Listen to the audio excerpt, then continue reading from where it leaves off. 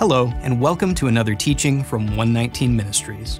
Our ministry believes that the whole Bible is true and applicable to our lives today.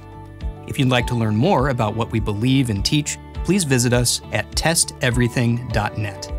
We hope you enjoy studying and testing the following teaching.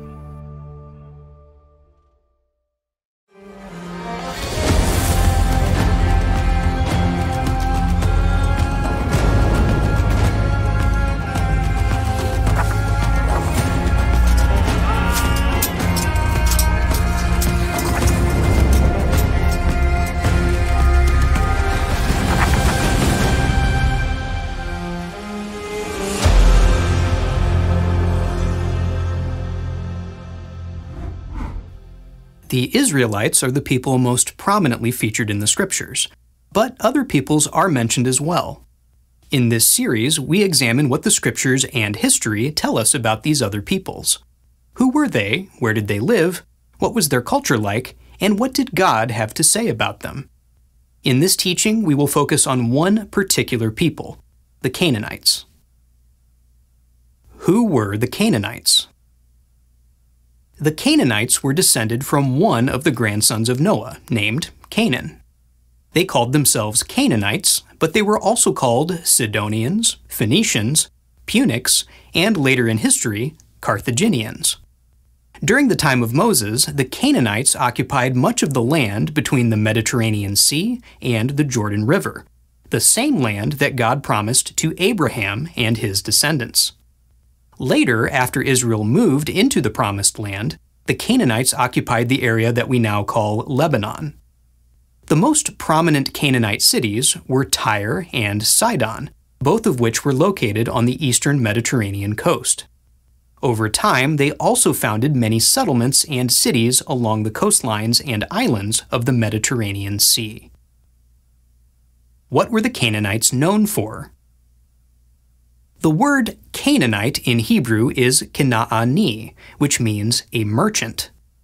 This word is quite fitting because the Canaanites were highly renowned merchants for hundreds of years. They were well known for their ability to navigate the sea and for their massive international trading system. They built ships using wood from the famous cedars of Lebanon, and they launched those ships into the Mediterranean Sea to go on extensive trading expeditions, some of which lasted for years. Their ships acquired silver from Tarshish, bronze from Greece, and gold and spices from Sheba.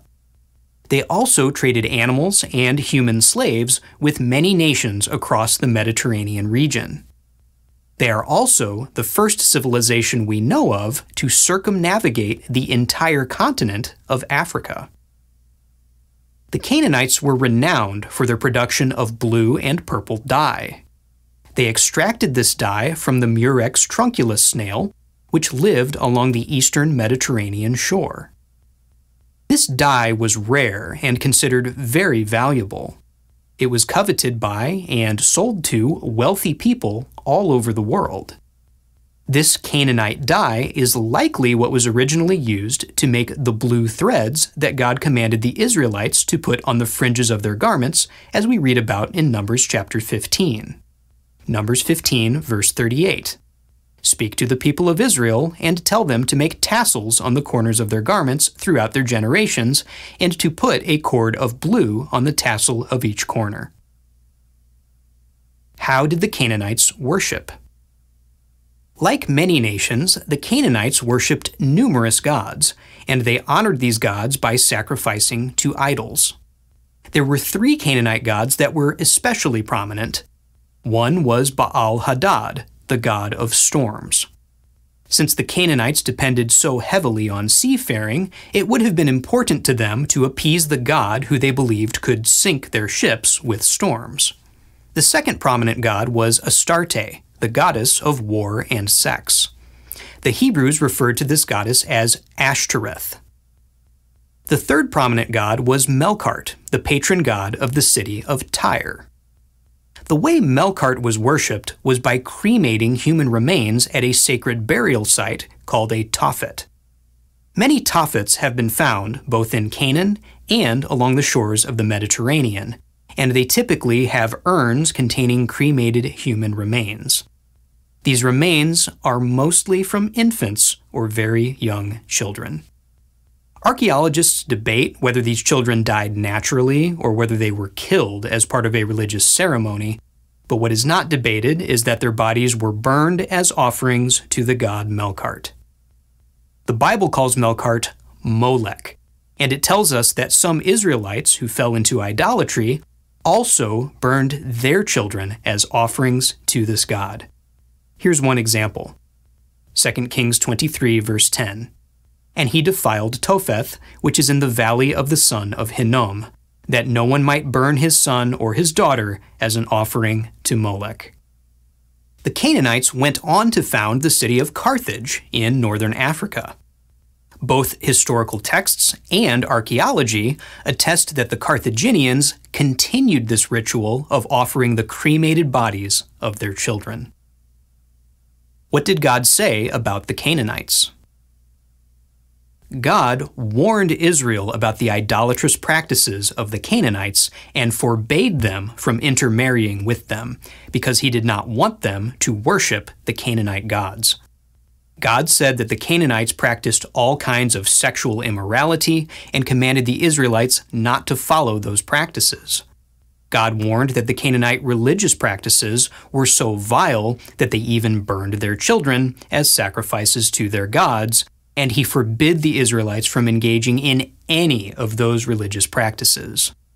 Because of the Canaanites' wickedness, God commanded the Israelites to completely eliminate the Canaanites from the Promised Land.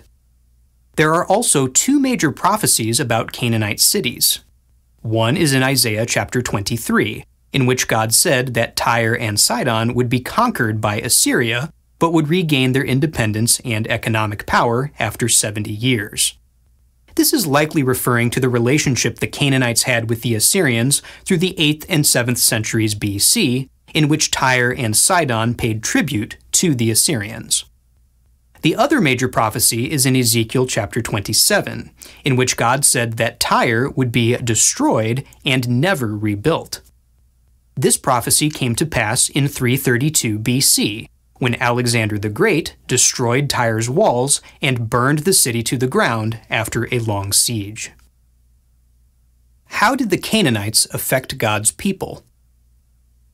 The Israelites did not drive out the Canaanites as they were commanded to, and just as God had warned, they fell into idolatry with the Canaanite gods. King Solomon married a Sidonian wife, and she turned him toward the worship of Ashtoreth.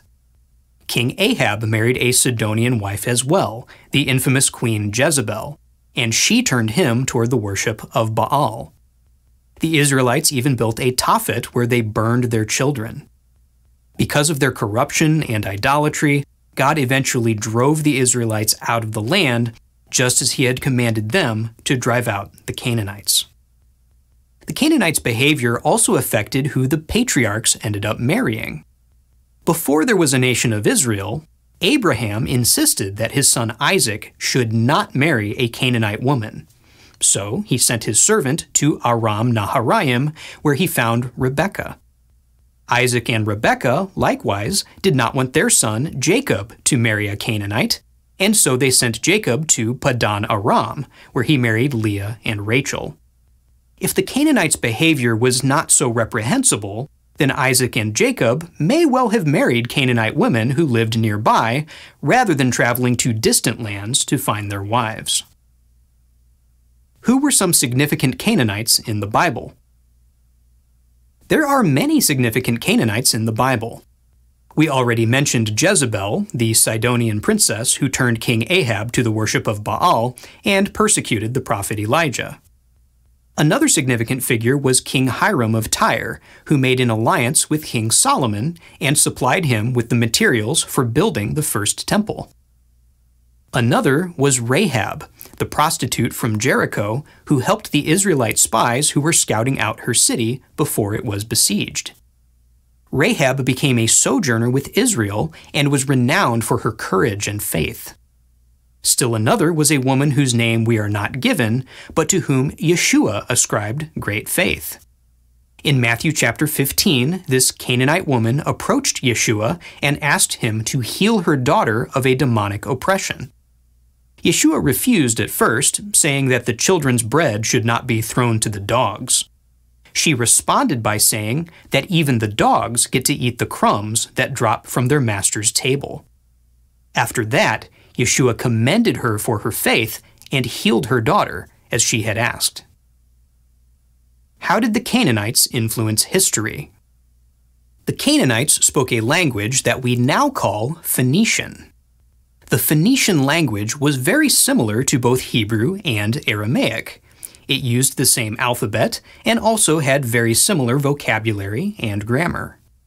The Greeks got their alphabet from these Semitic alphabets, and many scholars believe that they got it directly from the Canaanites because the Greeks and Canaanites traded with each other.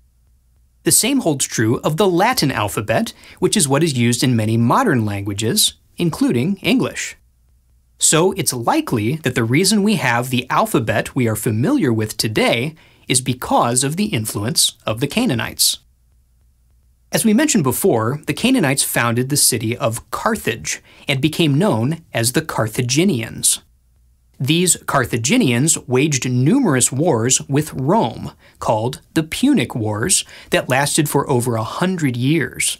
These wars featured the famous general Hannibal, one of the most difficult enemies Rome ever faced, and he was a Canaanite. In the end, Rome prevailed. In 146 BC, at the end of the Third Punic War, Rome invaded the capital city of Carthage itself. They sold the entire population into slavery, burned the city to the ground, and ordered that it should never be inhabited again. With the Carthaginians out of the way, Rome became the dominant force on the Mediterranean Sea, and soon afterward, the most powerful nation in the world. But for several hundred years before that, the Canaanites prevented the Romans from taking their place as the world's greatest empire. What can we learn from the Canaanites? One thing we can learn from the story of the Canaanites is that we should pay attention when God warns us about corruption. The Israelites did not obey God when He warned them about the corruption of the Canaanites, and future generations paid the price for their lack of attention. God warns us about corruption today, too, and we need to pay attention for the sake of our future generations. For example, Peter warned his readers about false prophets who were greedy and blasphemous and followed sensuality. He also warned of those who would take the letters of Paul and twist them to present a message of lawlessness. Today, we should be mindful of these warnings and not allow those who teach this kind of corruption to poison our relationship with God. We should keep ourselves separate from the corruption and unrestrained indulgence that some people teach and practice, so that we will not find ourselves in the same situation as the apostate Israelites who followed the Canaanite religion and lifestyle.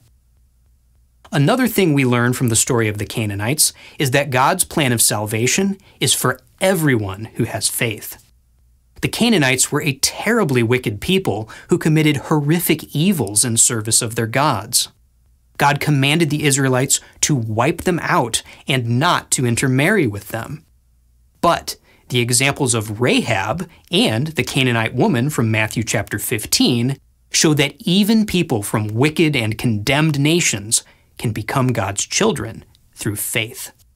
As the Apostle Peter said, Acts 10 verses 34 and 35, "Truly I understand that God shows no partiality, but in every nation, anyone who fears Him and does what is right is acceptable to Him."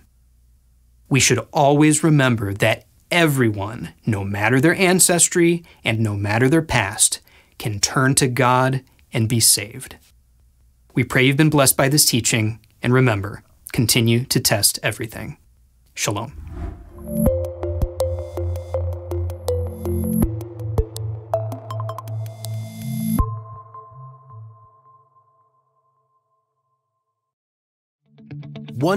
Ministries has produced hundreds of biblical teachings, and now you can own all of them on one physical device.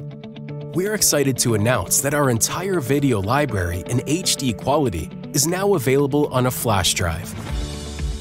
This drive can be plugged into your PC, phone, tablet, or anything else with a USB or USB-C port. The drive also contains written transcripts of our teachings for those who prefer to read rather than watch. Of course, we still offer all of our material for free at testeverything.net, but having a physical copy will allow you to watch our videos anywhere and anytime without the need for an internet connection. Having a physical copy will also ensure that our teachings are available if we are ever removed from video websites, which is a danger that ministries around the world are facing more and more. We want to continue to reach as many people as possible.